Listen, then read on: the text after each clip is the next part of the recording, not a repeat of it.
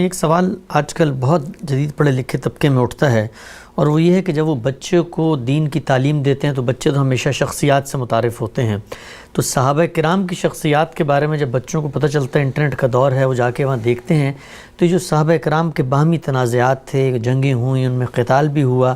اس کے بارے میں کیسے ان بچوں کو بتایا جائے؟ ایک طرف ہم کہہ رہے ہوتے ہیں کہ وہ رول ماڈل ہیں کے معاملے میں، اور دوسری طرف یہ تصویر سامنے آ رہی ہوتی ہے، تو صحابہ کے جو مشاجرات ہیں، صحابہ کے باہمی تنازعات ہیں، جنگیں ہیں، ان میں قتل و قتال کے ان واقعات کو کیسے ہم اگلی نسل کو منتقل کریں گے؟ یہ رسول اللہ صلی اللہ علیہ وسلم کی ذات والا صفات ہمارے لیے دین کا ماخذ، دین کا منبع ہے۔ ہمیں سب سے بڑھ کر اللہ کے پیغمبر کی طرف دیکھنا چاہیے، اور لوگوں کے لیے اگر کسی شخصیت کو بھی پیش کرنا ہے تو وہ آپ ہی کی شخصیت ہے۔ اس کے ساتھ ایک بہت بڑا گروہ ہے پیغمبروں کا جو اس سے پیچھے تاریخ میں پیدا ہوا ہے، اور ان کی تصنیفات، ان کی کتابیں، ان کی تعلیمات، ان کے آثار بہت کچھ موجود بھی ہیں، اور بہت کچھ قرآن مجید نے بھی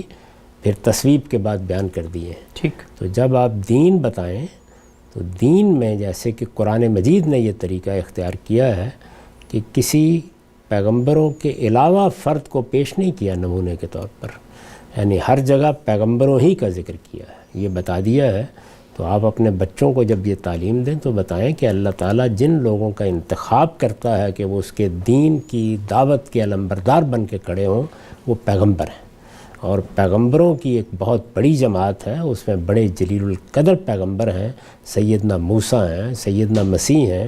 بنی اسرائیل کے پیغمبروں کی بڑی دل نواز داستان ہے۔ اگر آپ بائبل کو پڑھیں تو اس کے صحائف میں ان کی تعلیمات ہیں، ایسے لگتا ہے کہ جیسے دین کے بنیادی حقائق کو آخری درجے میں واضح کر دیا گیا ہے، اور اللہ کے پیغمبر محمد الرسول اللہ صلی اللہ علیہ وسلم ہیں، تو ان کو پیش کرنا چاہیے۔ عقیدت بھی انہی کی پیدا کرنی چاہیے، دین میں اصل کی حیثیت انہی کی ہے، چنانچہ ہمارے لیے کلمہ جامعہ کی حیثیت اس چیز کو حاصل ہے کہ لا نفرق بین احد من رسلہ۔ اس کے بعد سب عام انسان ہیں، اور عام انسانوں کی حیثیت سے ہر ایک کی ایک تاریخ ہے۔ تو صحابہ کرام کی تاریخ کے بھی مختلف ادوار ہیں۔ ان کی تاریخ کا ایک دور وہ ہے کہ جب وہ رسول اللہ کے ساتھ آئے، انہوں نے رسول اللہ کے لیے قربانیاں دیں، انہوں نے ہجرت کی، انہوں نے نصرت کی، انہوں نے دین کو اپنا مقصد زندگی بنا کر جدوجہد کی، اس کو پیش کیجئے۔ اس کے بعد جب بعد میں سیاسی قسم کے مناقشات پیدا ہوئے تو اس میں بھی ایک بڑی تعداد ان کی ایسی ہے کہ جس نے اپنے آپ کو ان سے بالکل الگ رکھا، تو وہاں پر آپ پوری کی پوری جماعت ایک ایک فرد کو کیسے نمونے کے طور پر پیش کر سکتے ہیں؟ اللہ کے پیغمبروں ہی کو لوگوں کے سامنے رکھنا چاہیے، اور وہی ان تعلیمات کا اصل منبع بھی ہوتے ہیں، اور انہی کا اسوہ حسنہ ہے جس کو سامنے رکھ کر ہم دین میں کمال اور جمال حاصل کرتے ہیں۔ ٹھیک، ایک ضمنی پہلو ہم سے بھی بتائیے گا، ہم جب آپ سنت کی بات کرتے ہیں تو وہ ظاہری بات ہے، رسول اللہ صلی اللہ علیہ وسلم نے وہ جو پہلی نسل ہے آپ کی قوم میں ان میں منتقل کی، اور صحابہ کرام ہی ہیں، تو ہم جب دین بھی انہی کی بنیاد پہ لے رہے ہوتے ہیں تو پھر ان کے اوپر اگر کوئی سوال پیدا ہوتا ہے یا ان کے باہمی تنازعات یا جنگیں سامنے آتی ہیں تو پھر ہمارے دل میں ایک سوال تو اٹھتا ہے کہ ایک طرف ہم انہی سے دین لے رہے ہیں اور دوسری طرف انہی کے مابین یہ لڑائی جھگڑے اور یہ چیزیں بھی ہو رہی ہیں، تو ہم اس پر پھر کیسے اعتماد کریں گے چیزوں پر؟ نہیں، اس میں بے اعتمادی کی کوئی وجہ ہی نہیں ہے۔ انہوں نے دین کو پہنچانے میں کبھی کوئی کوتاہی نہیں کی۔ جس وقت ان کے مابین جنگیں بھی ہوئیں اس وقت بھی دین کے معاملے میں ان کے مابین بھی کبھی یہ بات نہیں ہوئی کہ فلاں آدمی دین کو غلط طریقے سے بیان کر رہا ہے، یا فلاں آدمی نے رسول اللہ کی طرف کوئی غلط بات منسوب کر دی ہے۔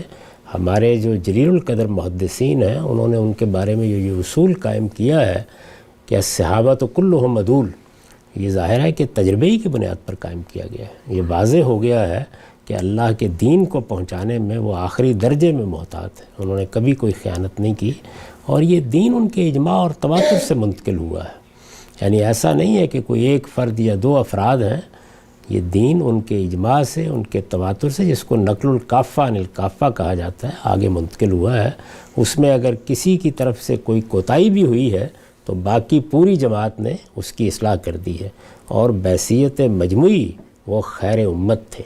اور یہ شہادت خود قرآن مجید نے دی ہے۔ تو ان کا اجماع اور تواتر یہ اصل میں اس دین کو منتقل کرنے کا ذریعہ ہے، اس میں کسی تردد کا کوئی سوال ہی نہیں۔